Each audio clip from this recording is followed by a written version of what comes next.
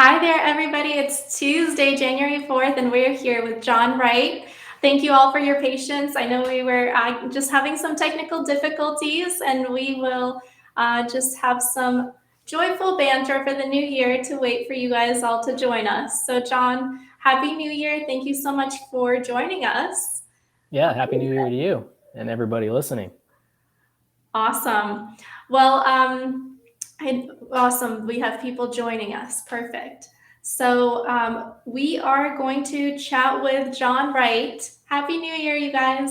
And feel free to drop your questions. We're seeing the questions that are coming into the chat.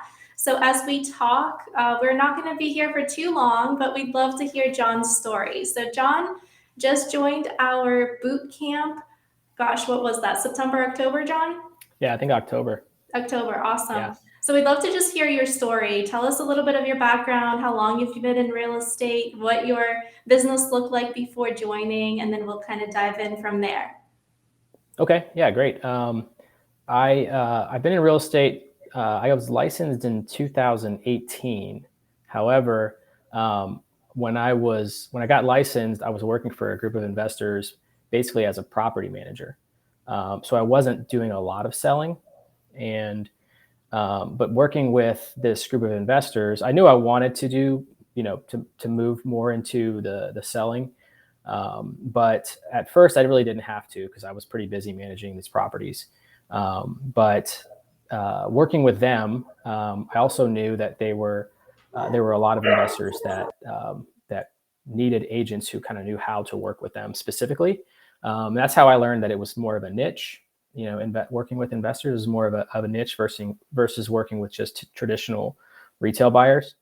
But I had, like I said, since recently I've been ramping up my sales, trying to work more with more investors than retail buyers. But over the past couple of years, it's been sort of a mix of retail buyers, buyers in my circle, friends and family, even tenants, helping tenants buy properties as well, which is interesting. But until recently, I've been really putting off, I guess, just focusing on the investors side of the business. So, but yeah, definitely ramping up lately.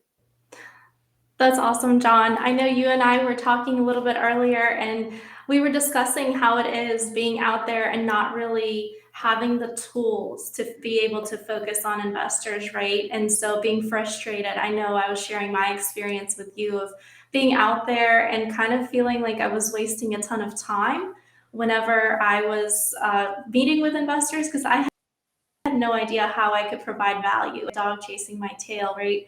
And so, what was your experience in terms of trying to provide value to investors before jumping in to really have all the tools with that?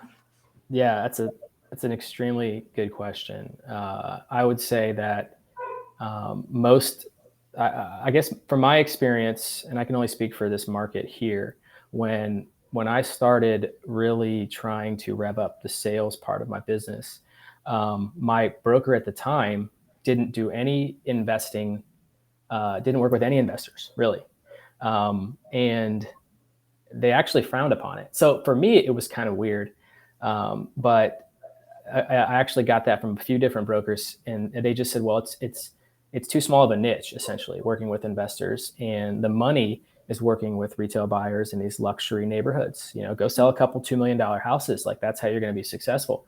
And so I learned that a lot of the brokers they're just not focused. Their business is just not focused on investors. And so then there's a few maybe smaller brokers who maybe they were investors themselves, and that's sort of a lesson that I wish I knew early on in my career, because when I started when I started selling, I knew I wanted to sell to investors, but the brokers that I was working with had no interest in that. And so I probably spent more time than I needed to working or with more retail buyers. And I knew that that's not why I got licensed. That's not what I wanted to do. I wanted to work with investors. And so, yeah, that was another lesson that I wish I knew earlier. That way I could have went out and found those brokers who do work with investors and learn more of the process and the tools and how to get in front of investors and understand their criteria, what they're looking for, and how to really bring value as an agent. Because although the brokers that I had experience with were great for new agents as far as training, they had a lot of brand recognition of their name here locally in my market, so everybody knows who these brokers are, and which is great with new agents and you're trying to get your business established. But like I said, they sort of discouraged me from working with investors right away. And that's something that, in retrospect, I wish I could have found a broker right away who was working with investors and started working those right away. Because working with investors is sort of a niche, compared to how many retail transactions there are, how many people are just buying for owner occupancy. Yeah. And so, yeah.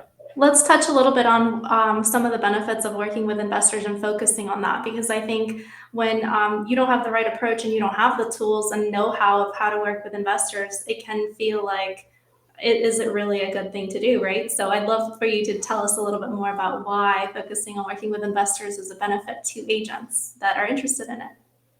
Yeah, such a good question. Yeah, working with investors is great for a couple of reasons. I think everybody talks about just the schedule, right? Working with retail buyers versus working with investors, and investors are buying more as a business, and you'll hear that there's less emotion involved.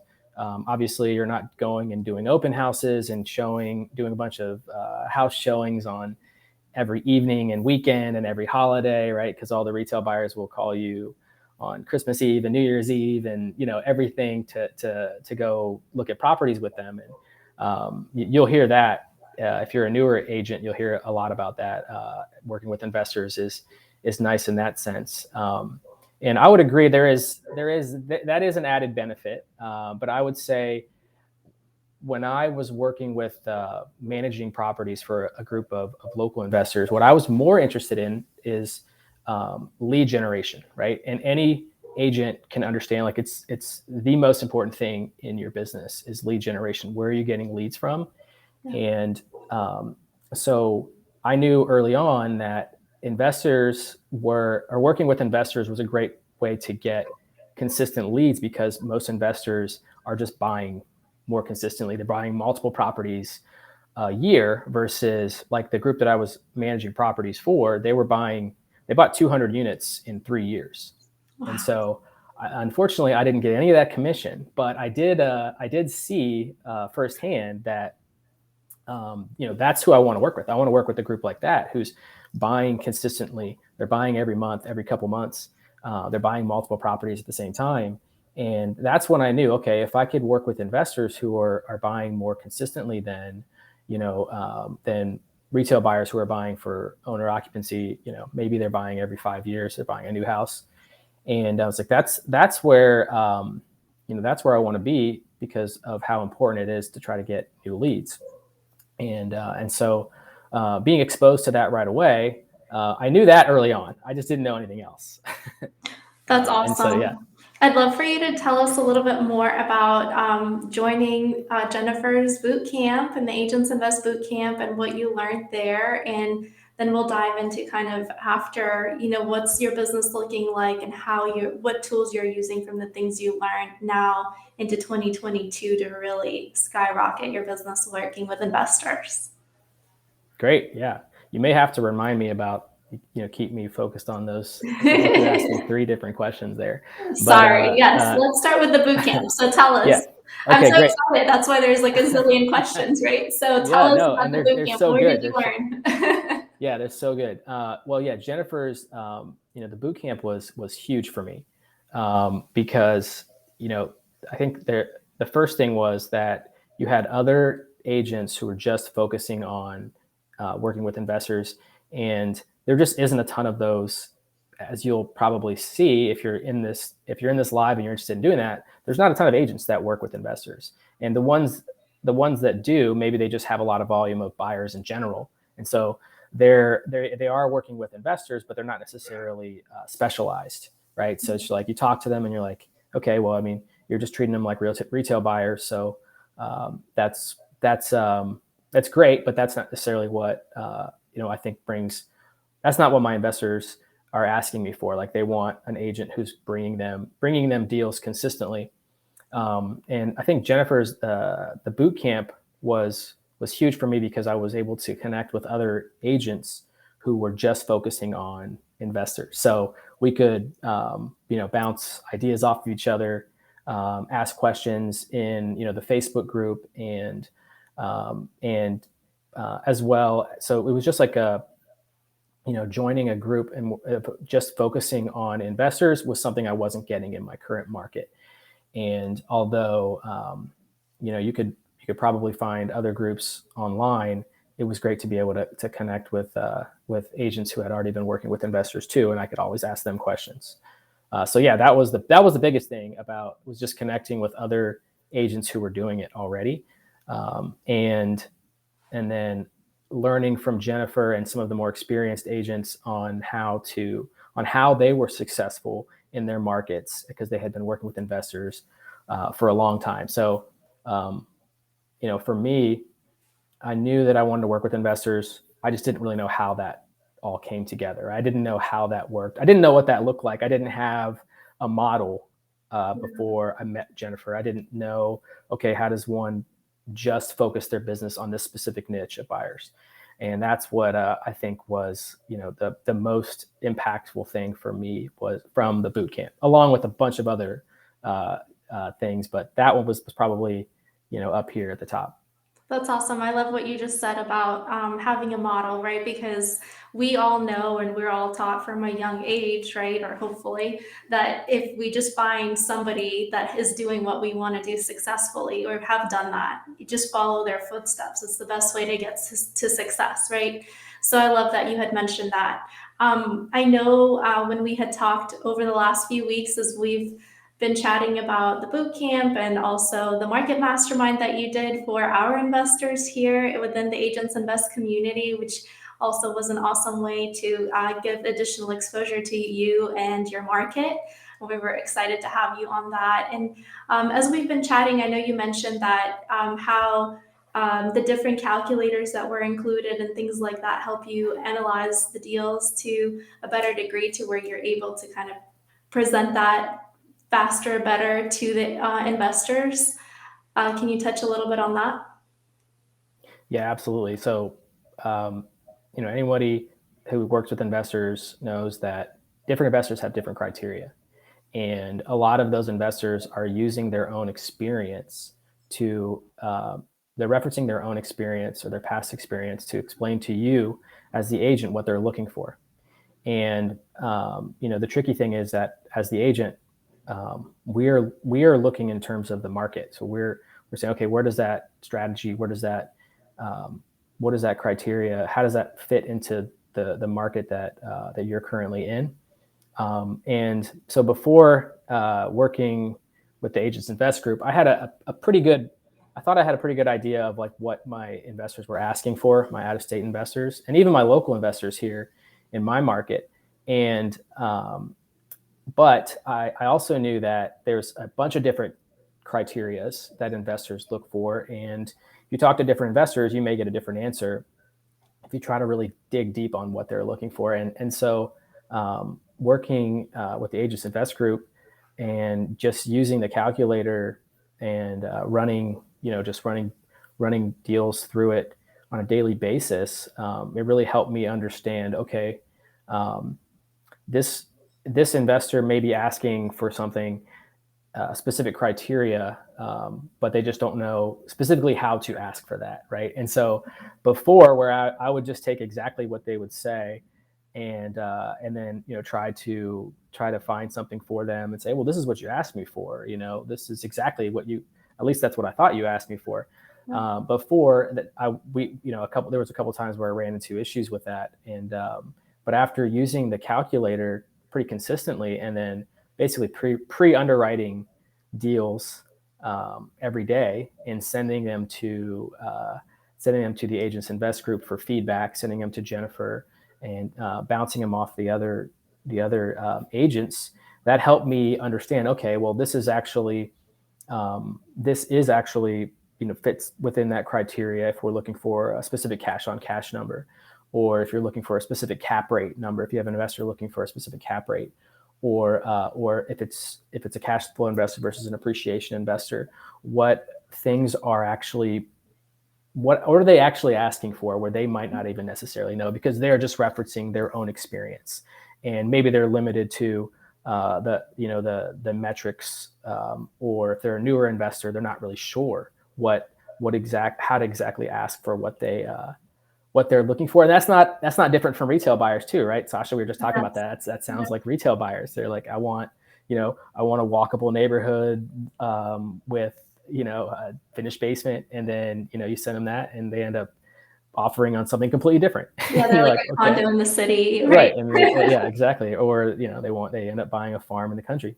It's like, I thought you wanted a walkable neighborhood. Yeah. And so it's the same thing, kind of working through that with the investors, but really learning more on learning for myself was learning about in depth. And I never had someone to bounce questions off about those calculators, right? Because everybody has those calculators. You can get them from Bigger Pockets. You can get them from all the other groups maybe that are out there on the internet. But you can't really go back to those people and ask those specific questions, like, how does that work with this? If you plug it in this way, and that was super helpful for me. I feel like in that 1 week boot camp, I learned like years worth of answers and information that it had eluded me before that. Yeah, I love that, John. What you just said about really becoming an expert and being able to read between the lines of what the investors are telling you they want, and Absolutely. not directly hearing them and taking everything literally and trying to run to find those boxes. It now becomes where you can become truly a consultant, right? And really bring massive value and help them ultimately get to the result that they're looking for, not the boxes that we thought we checked when we took their criteria, right? Right, exactly. And they're learning too, right? They're learning specifically. They're trying to learn what they're looking for, and they're sharpening it, and they're getting better. And they're trying to also learn a market a lot of times that they don't know anything about if they're out of state. And so that just like a retail buyer, you have to go through that and to go through together and really become a consultant and say, okay, well, this is what other investors are, specifically that are also interested in this type of investing are doing in this market, and versus an agent who's just like, okay, well, when you find a property, I can write the contract for you, right? But how are you any different than any other agent if that's the only thing you're bringing? So the real value is applying your market knowledge with the criteria of the investor, right? And teaching each other. Say, hey, this is, and I tell my agent or my investor buyers, like, you have to sort of, we'll teach each other. You're going to teach me what criteria you're looking for, and as I understand that, I'm going to help you understand the market. So we're both learning. And that way this can be a relationship, because, theoretically you want your investors to buy multiple properties from you, not just a one-off. So, yeah. Awesome. I know some agents might be wondering, gosh, is there even enough deals, or is this something I can really focus on full time and not have to go retail for any portion? Can you share your experience in terms of, are you finding any deals in your local market? Are they on market, off market? Tell us a little bit about that. Yeah, we could probably do a whole live just on this topic. But in my market, and this is, I can only speak for my market, and this is something that I really, I think, solidified after joining the Agents Invest group and going through the boot camp, was it just became very clear to me that there are plenty of deals in my market on the MLS. And I know that's probably the opposite of what most people hear. Most agents, as an agent, you hear that there's no deals on the MLS, even though, you may think otherwise. but definitely as an investor, you hear that everywhere. You hear that on the podcasts and on on the YouTube interviews and everything else, and you read about it that all the deals are off market deals, and you need to be and investors need to be finding these deals off market because it's so competitive. And I would say that in my market in Cincinnati, that's not the case. That's And awesome. and there's a couple of reasons I think behind that I can elaborate on, and of sort of why we keep hearing that that's it's everything. Um, all the deals have to be off market or have to be sourced directly from sellers or owners. And I think most of it comes from the retail side of the market, where that is true, that it is extremely competitive. It's historically the most competitive market, in my lifetime. And that is true. But when we talk about the competition, we're talking about, single family houses that people are buying for themselves to live in. And it is still competitive on the investment side. But the investing side is very different. It is a niche. And although it is competitive, it's not competitive in the same ways. And so the you hear that, yes, the only deals you're going to get are single family, or you're going to get as off market deals. But in my market, I'm still seeing deals every day that hit the MLS, and they move fast. So Yeah. a lot of the investors may not see them, but agents who know how to recognize them, like before, even before the boot camp, I would say that I would see deals and I would say, oh, I think that would make sense. But after the boot camp, it's very obvious. It's become very apparent to me that there are deals on there every single day, That's and awesome. it made it so much easier to recognize those deals and say, oh yeah, I've got to send those to my buyers.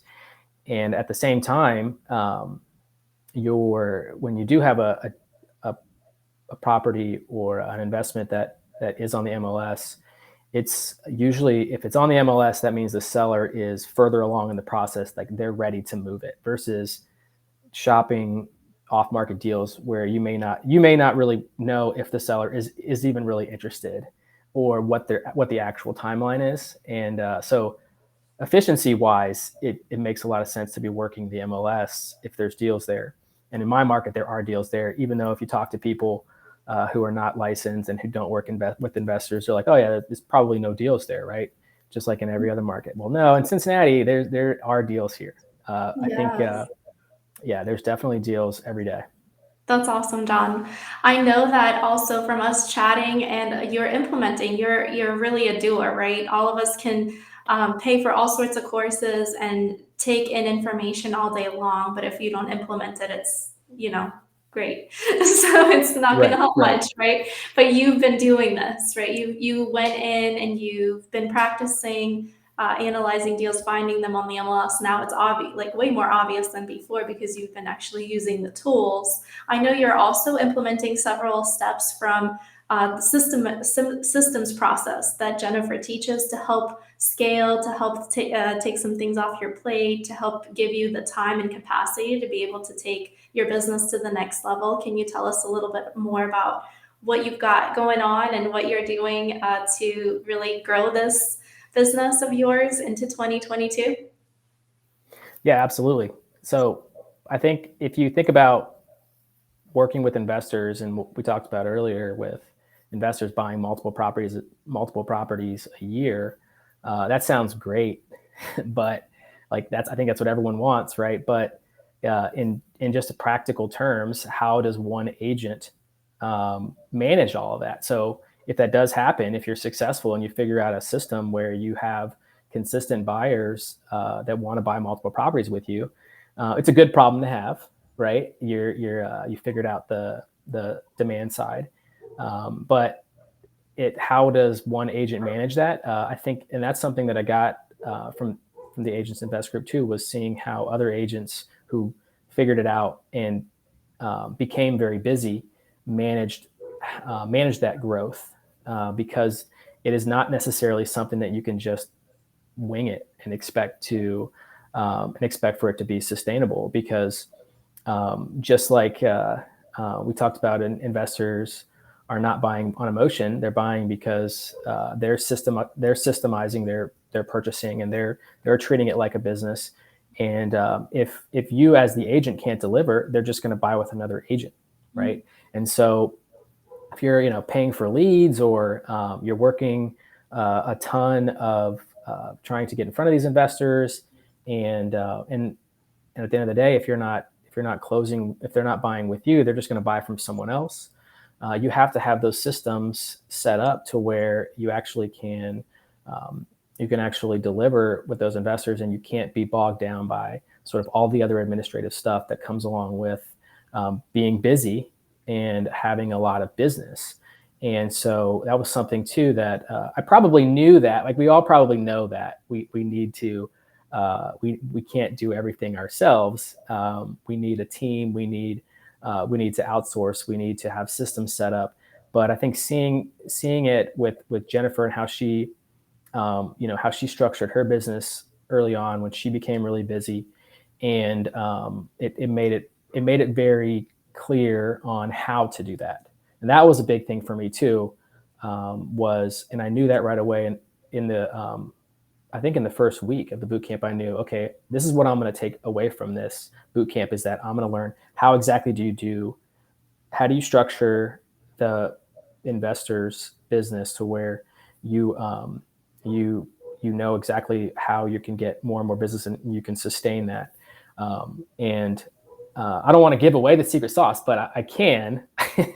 But it was great to figure that out, and it was probably something that, like, we all know we need to set up systems. But it was good to see how Jennifer set up her systems, and then also using the referrals from the Agents Invest Network was super helpful as well, and for me setting up my own systems. And so I think it was partly reinforcing things that I already knew in real time, and working with other people who have already done it.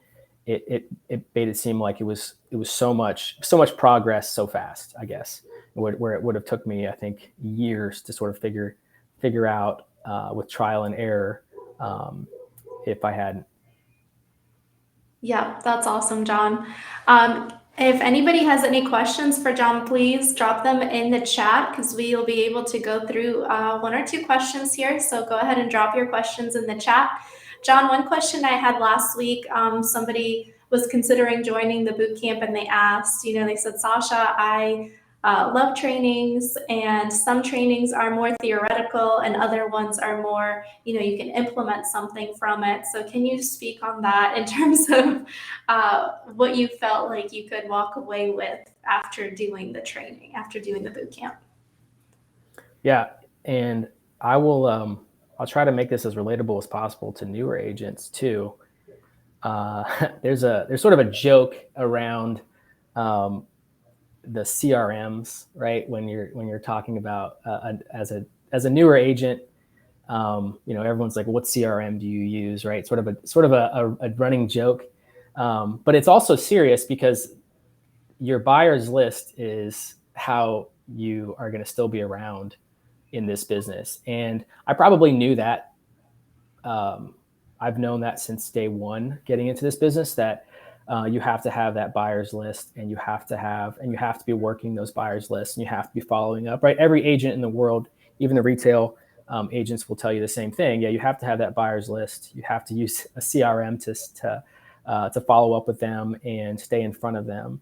And but what always, I guess, eluded me was, well, how do you do that? Like, what exactly does that mean? I'm just sending them emails on their birthday, just sending them emails saying, happy Thanksgiving. Like, that never really felt, it always just felt to me like not genuine. And it almost felt like, I understand it seems obvious, but it doesn't really feel like I'm bringing a lot of value as an agent by just saying happy birthday on their birthday. And so it's like, I always knew, like, I had to have this. You always have to have this buyer's list, and you have to be working it. But that was about as far as I got with it. I was like, I don't understand how sending them birthday emails is going to help me in my business and help them. And I think something that I took away from working with Jennifer's group was, well, this is specifically how you do it. It was, you work with you get your buyers list, you're consistently growing your buyers list, but then the value you bring is that you're actually sending them all deals. And before the Agents Invest Bootcamp, I really, maybe I knew that, but it didn't really make sense. Like how was I going to do that? And so that was something that I took away that's super applicable. Like you could probably do that just from this live and say, okay, well, that's it. I'm going to go start sending deals to my buyers list. Even if I don't necessarily know how to run the numbers on them, I'm just going to start sending them deals. I think that's something that I took away from the boot camp that I started implementing right away. That was super actionable and is less theoretical. If you just start sending your list deals, and if you're consistently trying to grow your list, which I also wasn't really very good at doing, and I've been working to do better. I have a buyers list of over 100 active buyers right now that I'm shopping for. Nice. And that grew really quickly once I got serious about it, because I knew, okay, well, sending them deals is that's what they really want, and now I know how to do it. So that's what I'm doing, and it's working. It's working. That's awesome. Yeah. Well, those are two huge things to implement: growing your database of buyers and learning how to communicate with your database and what the purpose of that is and how to do it at an efficient value bringing level. Those are amazing things. Now, John, I also know that you are invest in property yourself. Can you briefly talk to us about have now and kind of your brief plan for any expansion of your portfolio for 2022? Yeah. So I have my own properties, and since I used to manage property, it was something that seemed like overlap as far as like, okay, well, if I'm managing a portfolio, I can manage my own properties as well. And so I started buying smaller properties. I have a duplex and a single family in Columbus, Ohio. I have, which is where I grew up. I have 3 units here in Cincinnati, and we are actually actively shopping in other markets outside of Cincinnati as well. I have family in South Florida, and so we're currently shopping South Florida with a pretty specific strategy, right? We're finding short-term rental properties, new construction that we can furnish and we can use that are don't have HOAs, and we're finding those smaller properties, and we're looking for that. We're looking for those right now. We're actively shopping those right now, but that's a specific strategy for a specific market. And I'm also looking for this a similar type of strategy here in Cincinnati. I'm looking for furnished healthcare focused rentals at the moment to try to take advantage of the trend of healthcare expansion and spending and development, which is happening all over the U.S. Rightfully so. We were just in a pandemic, right? We're still in a pandemic, and but healthcare spending and development around hospitals and those 24-hour neighborhoods. And this is something that I'm working with a lot of my investors here as well, and I'm telling them, and as they're telling me their criteria, I'm educating them about, well, these are some specific strategies that I'm doing, that other agents are doing, and here is the play essentially. So I'm still looking for those. I have 2 furnished rentals, healthcare focused rentals that I'm currently have, and I'm looking for another one. I just got a lead on another one last week. Yep, and wow. yeah, and so we're expanding that, but along with that, we're also looking for properties that work in multiple different strategies. So, like for my healthcare focused properties, I want them to also be good long-term buy and holds. If for some reason, this healthcare trend of spending and development dries up or shifts, the purchase was still a good purchase. I could convert that property to a traditional buy and hold long-term rental, or I can convert it into a student rental. So when I'm buying, we're looking for properties that actually work with multiple different strategies. And I think working with investors allows me to learn, to understand, like, okay, for my own portfolio, I want to find one that works for multiple different ways, right? That hedges, that mitigates risk in a lot of ways. But I also want to try to take advantage of where we are currently in the market and what's